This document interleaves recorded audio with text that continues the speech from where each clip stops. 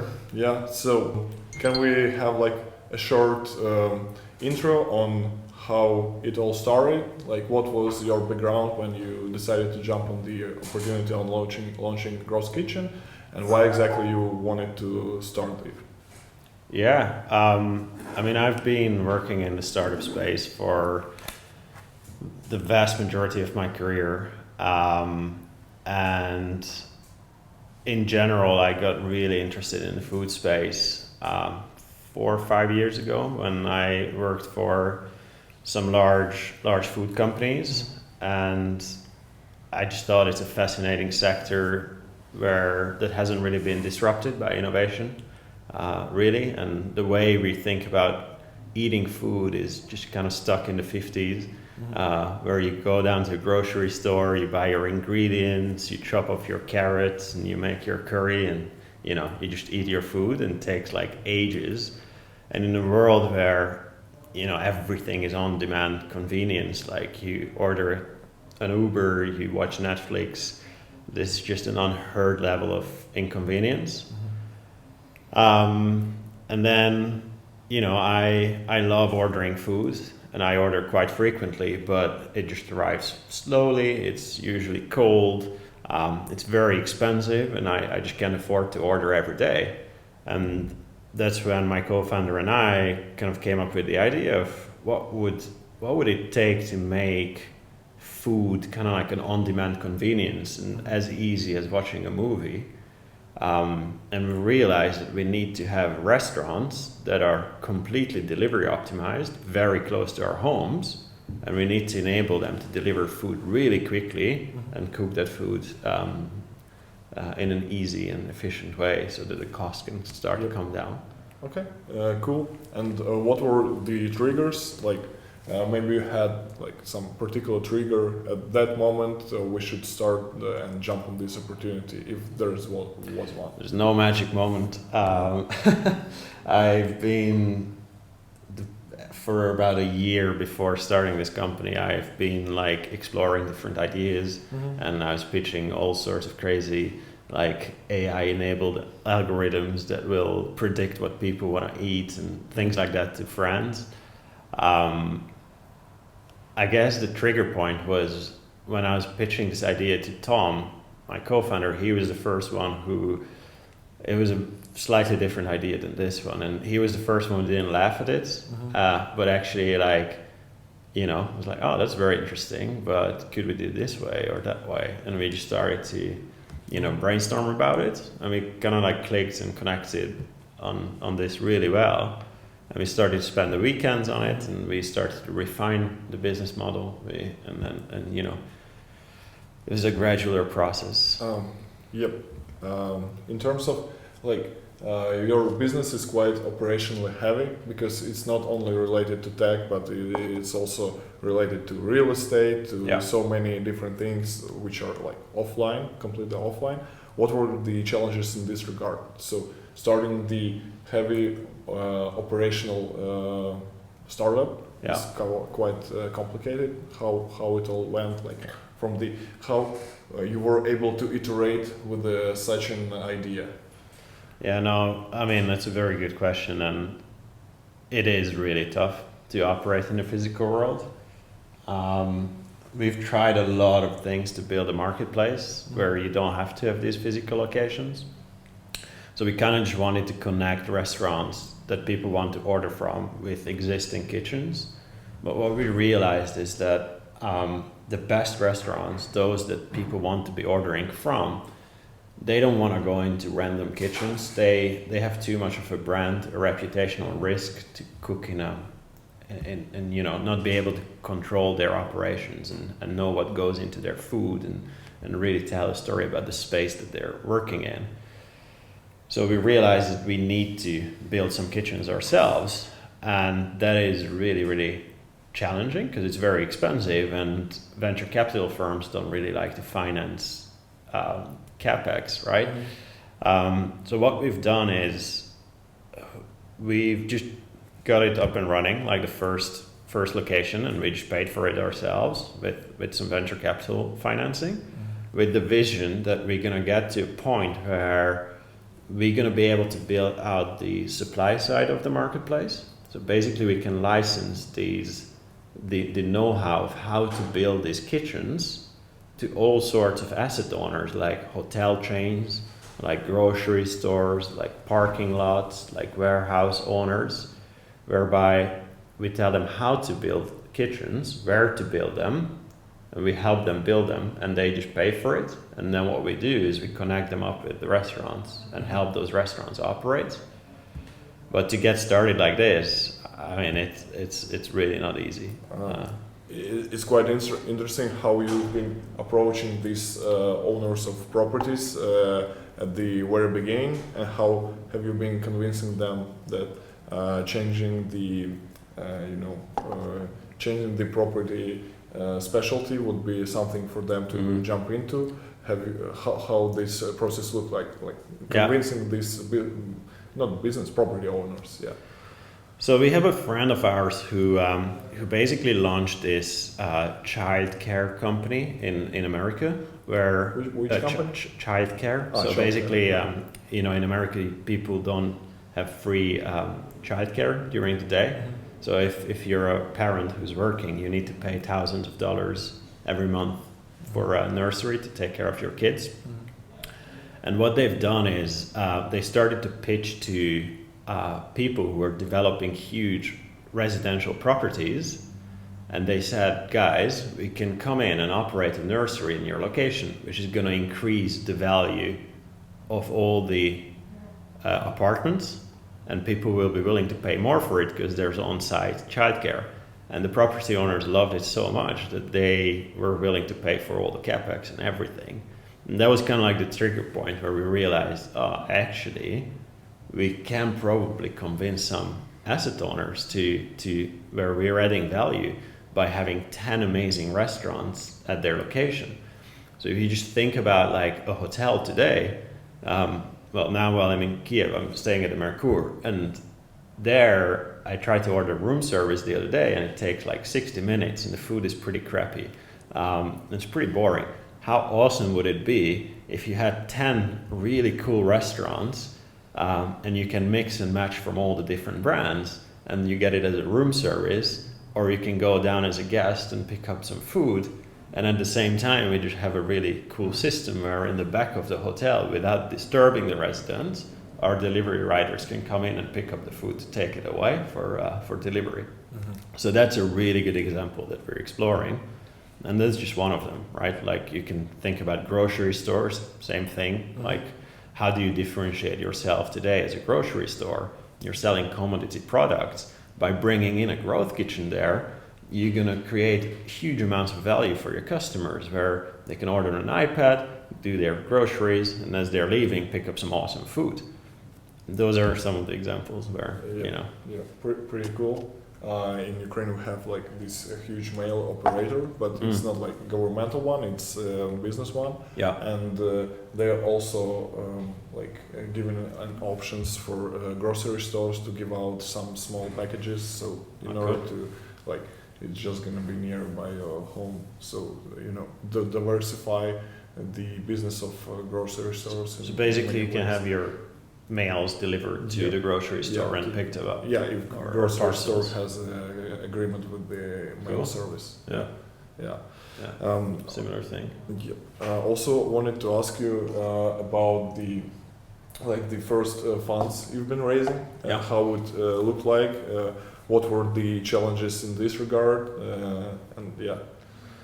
Raising the first round of capital is, first of all, entrepreneurship is like a roller coaster, a huge emotional roller coaster, where within a day you feel like you're conquering the world and your business is incredible. And 2 hours later you feel like a nobody who's never going to succeed, and you're questioning whether you're even the right person to run this business. It's just really, but that's what excites me about it, right? Like it's just never the same. And it was the same with like raising capital, right? Like the first round, when you're trying to raise on the back of an idea I've started another company before, but it wasn't very successful. So I don't consider myself a serial entrepreneur. So I don't have a background that speaks credibility. We didn't have revenues because obviously to get ourselves up and running, we have to build a location. So we had to have capital first. So what we've done is we said, okay, without traction, it's really tough to raise capital. So how can we get traction without having a location for which we need money to build? So we basically created like 3D models of how the kitchens will look like, and some, just some concepts of like explaining the product vision to restaurants. Put them on a few slides and started cold emailing, cold calling, just dialing for dollars for restaurants, and going out there. I cycled around London trying to find whoever wanted to speak to me, and we managed to convince 7 or 8 restaurants to sign a letter of intent that if we build this, they'll come and work with us. And on the back of this, we got some traction. We put the product vision on some slide decks. We went out. It's very important to get introductions to VCs, and because I've been working in the startup space in London for a while now, some of my network was kind enough to help us out and make some introductions. The first investor was actually my landlord. So I've been living in the same place for 4 years in London now, and I've been paying my rent every month on time. And he turns out that he likes to invest in startups, so we started to chat. And he was the first one to commit. He brought in some friends of his, and then through our network and cold emailing actually some VCs in the end, we managed to find a lead investor called Twinkle, which turns out to be, I think, one of the best early stage investors you could ask for as a startup. It's the 2 founders there are just incredibly supportive and very, very amazing investors. That's kind of like how it all clicked together. But it's a lot of different pieces of the puzzle, and until it all fits together, you just have this huge anxiety of like, the round is never going to close. We're too short on capital. What's going to happen here if we don't close the round? The whole thing, the past 5 months of work was for nothing. You just have a lot of mixed emotions throughout. I will say anything can, like something like this can be for nothing. It's still going to be like a super cool experience, and which like you can reuse so many times throughout the professional life. Also, with the Twinkle, the name of the VC, yeah. So Twinkle Hive. What kind of? So I guess it's some kind of smart investment still. It's not like they're just giving you money as you mentioned. How exactly do they help you out throughout the process of growing Growth Kitchen, and also how are they? Do they provide you some advisory from specific professionals in different fields? So on the professionals in different fields, I can recommend people who want to start companies to work in other startups before, just because you meet so many amazing people who are experts in their field. So we've been very lucky that some of the most amazing people from a company called Sunset, their chief exec and the other founders and head of finance, head of legals, head of HR, their chief product officer, etc. They've been so incredibly helpful, where you can just call them and they'll tell you their advice in a half-hour call. So that's on the advice front, and then on the VC side. So why, in the end of the fundraise of the previous round, we ended up having a lot of different competing offers from different VCs. And the reason we decided to go with Twinkle Hive was because their founder, so it's basically Twinkle was an educational technology platform, and the founder is a guy called Jonathan Seaton.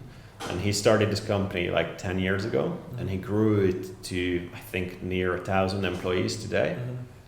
So he went through that journey together with his right-hand person or business partner, David. They went through this journey of growing an incredible business from nothing to 1,000 people that operates globally. And they were so excited by the idea that they said, we're not going to put an associate or a junior person on your board. John, the CEO of Twinkle, is going to sit on your board. So now he's part of our board of directors. So it's Tom, my co-founder, myself, and John. And to get advice from somebody who's, who went through the same emotional roller coaster, the same journey of hiring people, figuring out product market fit, expanding and scaling, etc., is just incredibly valuable to have somebody like that on the board. Yeah, that sounds quite convincing to put someone like him. Yeah. In terms of your competitors at the moment, let's concentrate in London space. How many competitors you've got, and how do you see this competition going forward? On the surface, the space starts to look competitive, just because there's a lot of noise in our sector. A lot of people have jumped opportunistically during COVID, and they said, "Oh, food delivery is booming. I can build delivery kitchens. It's easy. I'm a real estate investor, or I'm a real estate player, or I worked in the restaurant space. I just build some of these kitchens and then rent them out to restaurants." There's a few of those, namely Jacuna and Karma Kitchen and players like that. I don't really see them as competitors in the long term. I think they're doing some interesting things, but I think they lack the vision of going a little bit beyond that and really optimizing, just building a Grubhub or Uber Eats 2.0, getting to a point where people can order conveniently, really quickly, really cheaply, really fast, and it actually is a great experience. They don't really go beyond just renting kitchens.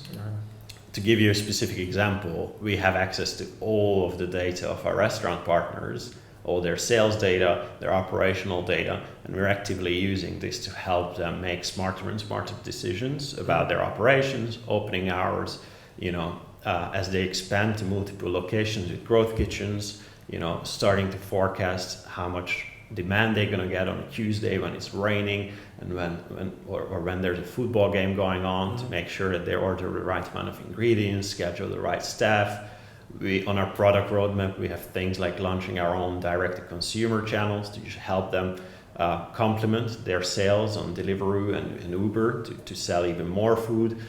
Some really exciting things that nobody in Europe is doing right now. So I would say we're really, really at the leading of the European delivery kitchen space. Pretty cool.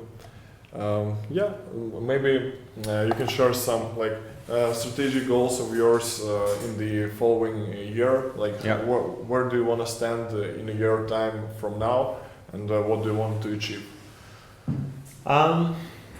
In 1 year from now, I want to be in a position where we have, let's say, 7, 8, 10 locations across London. We're growing together with our restaurant partners, so we only work with the very best restaurants of each cuisine type.